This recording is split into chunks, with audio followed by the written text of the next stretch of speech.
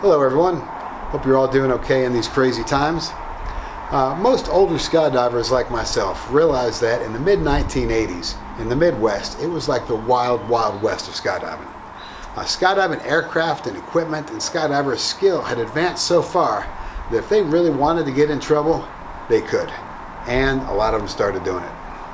A good friend of mine, Melissa Nelson Lowe, wrote a great book with her father Roger called Sugar Alpha, which talks a lot about these times. I highly encourage you to go and get it. But this story is about a young, sweet, kind, gentle, loving, naive, innocent young man named Dan, who almost got caught in the crossfire back then. So let me first go back a little bit of backstory.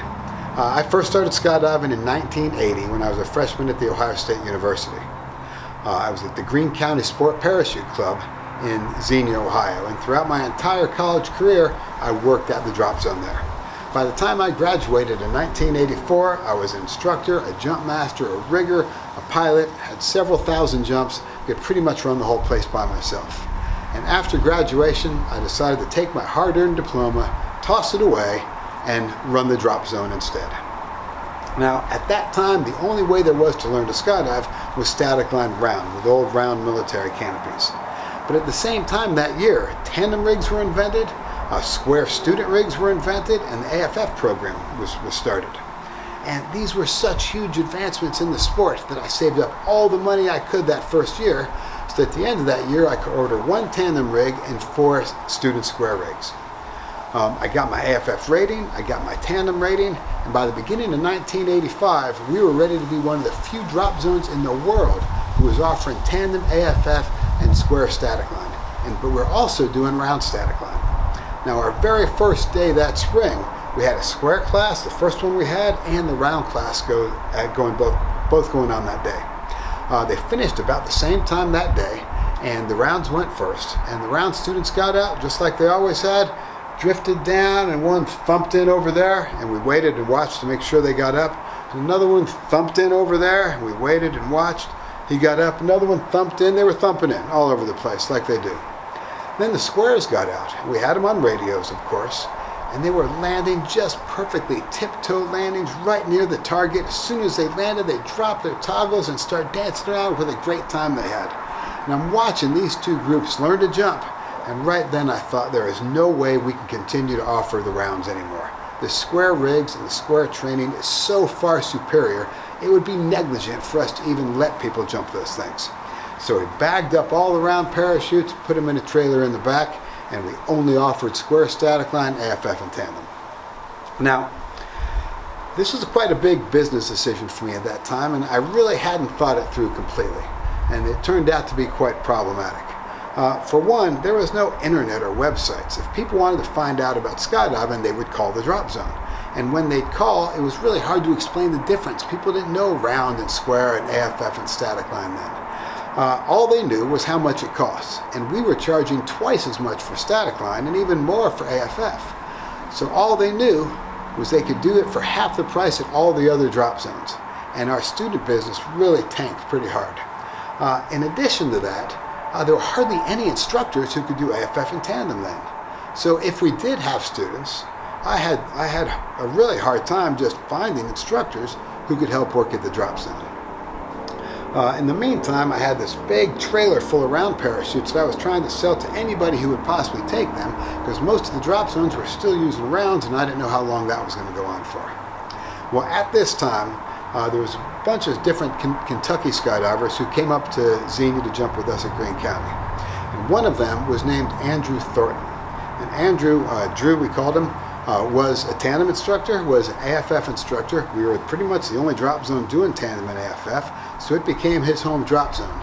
Now Drew was a good instructor. He was competent, he was reliable, he was safe, he did a good job. But he was a little bit of an odd character. I couldn't quite put my finger on it, but there was just something about him, like he was always hiding something, right? Never being quite clear. There was always something going on. And Drew was 40 years old. He was a former lawyer, a former police officer, and former narcotics officer. That's a lot of formers when you're only 40. And when I asked him, Drew, what do you do for work? I never really got a clear answer. But in 1985, if you were contributing well to the drop zone, you were a positive, productive influence on the skydiving and on the community that we had. We just didn't ask what you do. We don't need to know. So when Drew asked me if he could buy 4 of the round parachutes, my first thought was, man, what does this guy want these things for? But even ahead of that was absolutely, I would have sold them to anybody. I said, man, they're in the trailer in the back. They're $50 a piece. Take as many as you want. And then Drew said, Dan, come here. I said, come over here. And we kind of walked over into the corner a little bit, and Drew looked around for people to see who was there. And he said, Dan, I've got something big going on. You're going to want in on this. And I said, nope, I don't want in on anything. I don't want to have anything to do with anything. All the rounds are out in the trailer. Take what you want. He said, Dan, there's going to be some big money involved here. You could buy as many square student rigs as you wanted. And I said, nah. Nope, I don't want to know anything. Grab the rigs, take them. I don't need to know anything. And that was the end of the conversation. We never spoke about it again.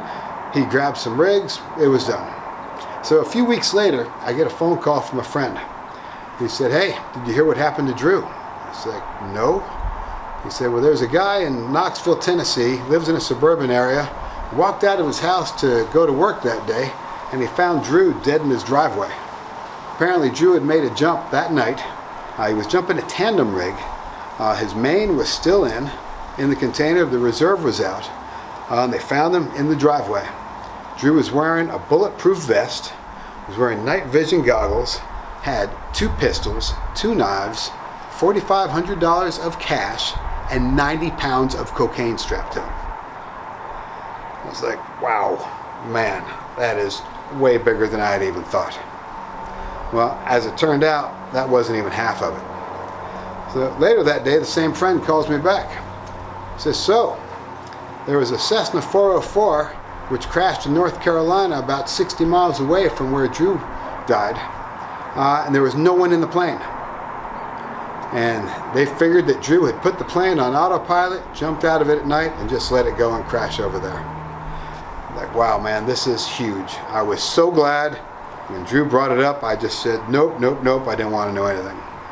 So, tragic as this was, life went on. We did our thing at the drop zone. So, a few weeks later, it was a slow day at the drop zone, cloudy day during the week. I was the only one there. I was packing a reserve out on the packing table. And the clubhouse door opens up, and slowly in walk about 6 guys, all look like Men in Black characters. And they stop, they close the door behind them, they look all around, they see me standing there, but don't even acknowledge that I'm there, and slowly walk over to me, kind of circle around me, and I'm staring right at them. And they say, are you Dan BC? I'm like, oh man. I said, yeah. And they said, we're with the DEA. I said, okay. They said, you familiar with an individual named Andrew Thornton? I said, yeah. And they said, what can you tell us about Mr. Thornton? I said, well, Drew used to come up here and jump on the weekends. He was one of our instructors, lived in Kentucky. That's it. And they said, that's all you know? And I said, yeah. And they said, you know nothing more about this incident that happened that led to Drew's demise? I said, nope, don't know anything. And they said, that's very interesting. They said, we've assessed the situation, and we think that Mr. Thornton had an accomplice. And we think that accomplice was probably also a tandem-rated skydiver and a pilot. Mr. BC, are you a tandem-rated skydiver? I said, yeah. I said, and you're a pilot also, aren't you? I said, yeah. And they said, but you don't know anything about this incident at all? And I said, nope. And they said, that is interesting. I said, oddly enough, we also found 4 bags full of 200 pounds of cocaine each. Apparently, Mr. Thornton dropped these out of the plane on his way before he exited. You know anything about this, Mr. BC? Nope. And they said, well, this is really interesting because you're going to be curious about this. On the risers of the parachutes, there was a label. And on the label it said, Greene County Sport Parachute Club. And it had your phone number right here. Isn't that odd? And also, Andrew's body, Mr. Thornton they called him, there was a phone book. In the phone book, it had your name and your phone number. Any of this starting to come back to you, Mr. BC? And I told him, look, I know nothing about this. All I know is that Drew asked me about the parachutes. I told him I got 100 of them back there. Take what you want. That's it. I didn't know anything. Well, the interrogation began from there, and they stayed for hours. They totally suspected that I was completely involved, had something to do with it, and I had nothing to do with it, nothing at all. Well, when it finally was done, they left and they said, let me know that they would be back. Well, as it turned out, they were at the drop zone almost every day for the next month. They'd walk in, same questions over and over again. Sometimes they'd walk in and be really aggressive. Sometimes they'd come in and be friendlier. We were on a first name basis after the first week. Sometimes they'd have 3 guys that were friendlier and 3 guys that were really aggressive. But it went on and on with the same questions, and I still didn't know anything. I didn't know anything the first day. I didn't have any new answers for their questions.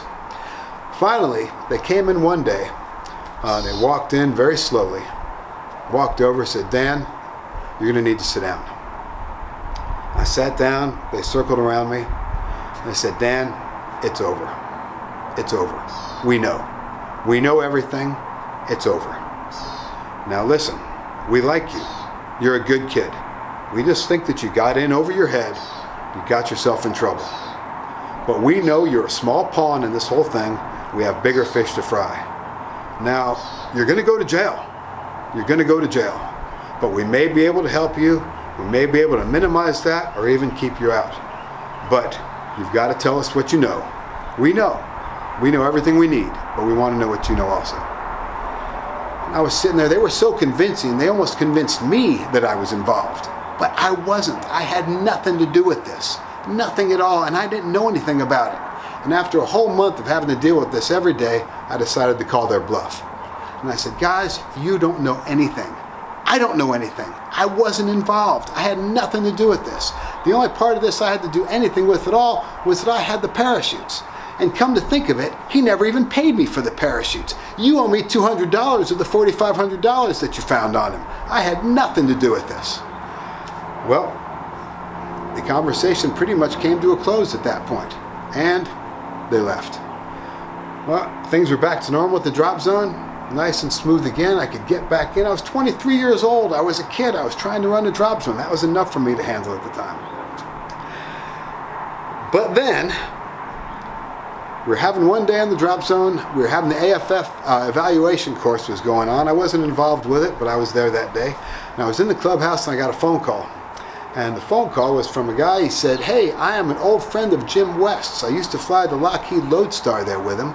And I'm in town, and I was just going to fly out and say hi. Is that going to be okay? And I said, sure. People did this all the time. Jim had tons of friends all over the place. It wasn't uncommon at all for someone to fly in and go hang out with him. So I said, sure, come on in, no problem. And I was flying the Cessna, dropping one of the eval jumps for the AFF program. And I was on my way down, descending, and I saw this little twin engine plane coming over on final approach. I thought, all right, that must be them.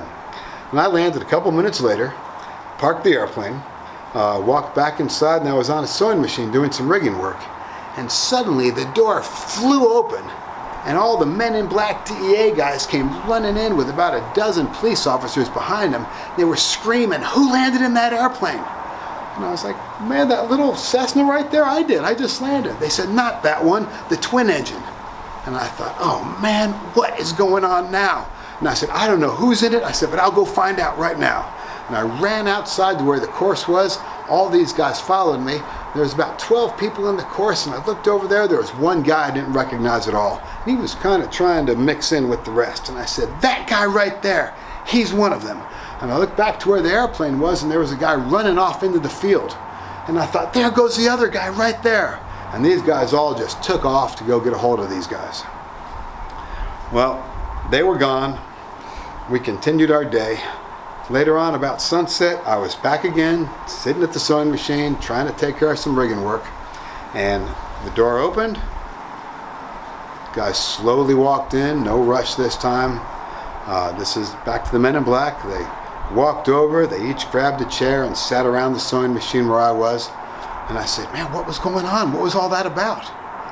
And they said, well, we didn't find anything in the airplane, oddly enough. But that airplane was stolen in Kentucky. It was flown down to Columbia. It wasn't for a Colombian vacation because it turned around and came back a few hours later. Apparently, they dropped out of it, whatever they went to Columbia for, and oddly enough, it landed at your airport. And they called you to see if it was okay if they landed at your airport before then. So Dan, guess you don't know anything about this either. And I said, nope. And it all started again. The interrogation started again, but this time it didn't last for nearly as long because they quickly figured out that I knew nothing. I had nothing to do with any of this. As much as the circumstantial evidence seemed to suggest otherwise, I was young, innocent, naive young man trying to run a drop zone who almost got caught in the crossfire. If you're interested at all, want to hear more about the story, Google Andrew Thornton, and there is huge data about this and documentaries that were done about this whole incident. Hope you enjoyed the story. Talk to you later.